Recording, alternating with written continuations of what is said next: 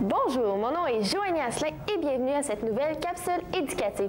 Alors, aujourd'hui, nous accueillons en studio Benoît qui s'occupe de la franchise de Québec. Bonjour Benoît. Bonjour Joanie. Alors, je crois que tu nous as apporté un petit animal très spécial aujourd'hui. Hein? Oui, un petit reptile spécial. C'est un caméléon panthère. Celui-là, il s'appelle Tellus. C'est le même qu'on voit dans les annonces de téléphones cellulaires. Et puis, c'est ça. C'est un lézard qui est particulier hein, parce que sa couleur. Oui, hein? sa couleur, c'est ce qui fait sa popularité. Hein. C'est un lézard qui change de couleur de façon quand même spectaculaire. Pas aussi spectaculaire que dans les annonces de Tellus, mais quand même. Donc, en voulant spécifier, j'aimerais ça spécifier quelque chose. Est-ce que c'est vrai qu'un caméléon peut devenir vert, rouge, orange? Les caméléons, ils ont chacun une palette de couleurs. Okay? Donc, Tellus, qu'on a ici, c'est un caméléon panthère turquoise. Alors, ces couleurs vont passer du turquoise très pâle au très foncé, avec quelques petites touches de couleur au travers de son corps qu'il possède déjà. Mais il ne passera pas du rose au bleu, par exemple. Okay. Donc, ça, c'est juste des petites légendes. C'est ça. C'est pas tout à fait ce qu'on voit à la télévision là, dans les émissions. Là. Et il change de couleur selon quoi? Selon leur environnement? Oui, il va changer selon l'environnement pour se fondre au décor, mais il va changer aussi selon son humeur. Un caméléon qui est choqué ou stressé va arborer une couleur qui est particulière à son état émotionnel, si on peut dire. OK. Donc, lui, il vient d'où? C'est un caméléon qui vient de l'île de Madagascar, en Afrique. Il est très répandu sur l'île. Il y en a même qui ont été introduits sur l'île de la Réunion, qui est une île de l'archipel de Madagascar aussi. Alors, c'est le lieu de provenance où on peut le retrouver. OK. Est-ce que c'est un lézard qui demande beaucoup d'attention? Oui, c'est des lézards qui demandent quand même beaucoup de soins. Pas nécessairement d'attention de la part du propriétaire, mais qui a besoin d'un équipement qui est bien complet pour le garder. Donc, l'équipement, ça contient quoi? OK. On a plusieurs accessoires qui sont nécessaires, dont la lampe chauffante qui est utile pour fournir une chaleur au caméléon. C'est un animal à sang-froid, hein, il a besoin d'une source de chaleur externe. Le fluorescent qui va fournir les ultraviolets pour qu'il puisse synthétiser la vitamine D3. Ça lui, c'est important pour lui, pour sa santé.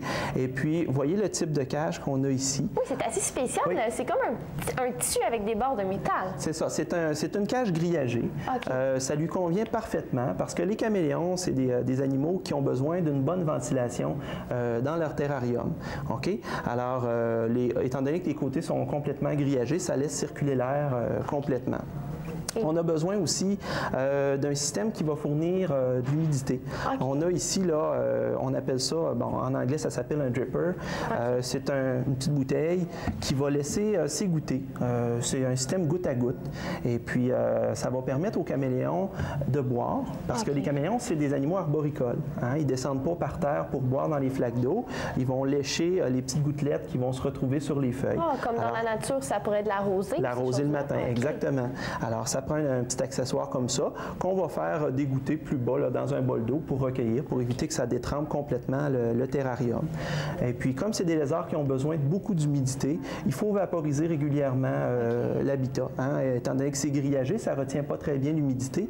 Alors, on a besoin de vaporiser idéalement matin et soir, le terrarium pour fournir l'humidité nécessaire aux reptiles. OK. Et en parlant de la nourriture, de quoi il va se nourrir? OK. C'est un animal qui est complètement insectivore.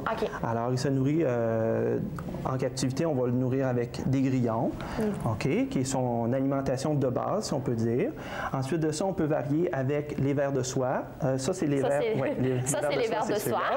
Les vers de soie, qui sont très bons aussi pour l'alimentation, et les vers géants. Il faut faire attention, les vers géants, ça a une petite carapace qui est assez dure à digérer, alors il ne faut pas trop en donner. C'est une variété, la base étant vraiment là, les grillons, et puis les vers de soie aussi qui sont très bons de donner. OK. Et le caméléon, est-ce que c'est un... Je veux dire, est-ce que c'est un lézard qui a besoin de faire beaucoup d'exercices, donc qui nécessite une grande cage? Il a besoin quand même un bon espace, même s'il ne bouge pas beaucoup.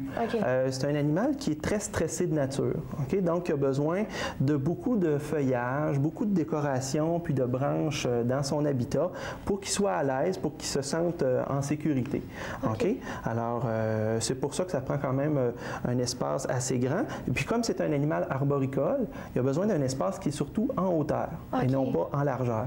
Ah, non, on voit la forme de la cage. C'est ça. On ne prend pas d'aquarium pour le mettre parce que les aquariums, un, ils sont faits sur le sens de la largeur. Et puis deux, il y a une deuxième raison pourquoi c'est important de ne pas prendre un aquarium, c'est que les parois, ça fait un miroir. Puis il n'aime pas ça, se voir dans un miroir. Il peut être fâché. Alors, merci beaucoup, Benoît, de nous avoir fait connaître le caméléon. C'était très intéressant et on se revoit lors de la prochaine capsule.